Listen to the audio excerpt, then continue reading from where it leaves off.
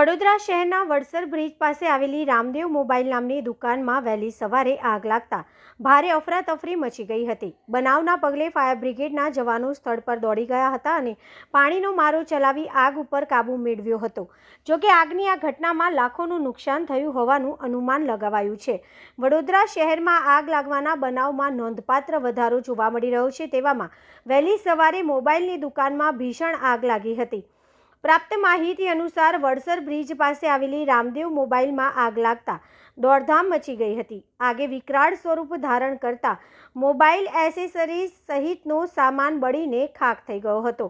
વૈકુંઠ ધામ society A2માં રહેતા બંસીલાલ માળી Ramdev mobile નામે દુકાન ધરાવે છે। વહેલી સવારે પરિવારને શ્વાસ લેવામાં તકલીફ પડતા બહાર આવીને જોતા તેમની દુકાનમાંથી ધુમાડા નીકળી રહ્યા હતા। તાત્કાલિક તેમને ફાયર બ્રિગેડને જાણ કરી હતી। બાદમાં દુકાનની ચાવી શોધી શટર ખોલતા સમગ્ર દુકાનમાં આગ પ્રસરી ગઈ હતી। તેમના કહ્યા મુજબ તેમની દુકાનમાં મોબાઈલ એસેસરીઝ સહિતનો 22 થી 25 લાખ રૂપિયાનો સામાન હતો, જે કશું જ બચ્યું નથી।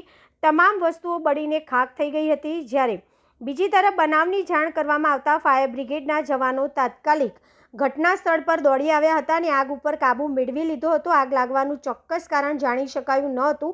જોકે પ્રાથમિક તબક્કે શોર્ટ સર્કિટના કારણે આગ લાગી હોવાનું અનુમાન લગાવવામાં આવ્યું હતું।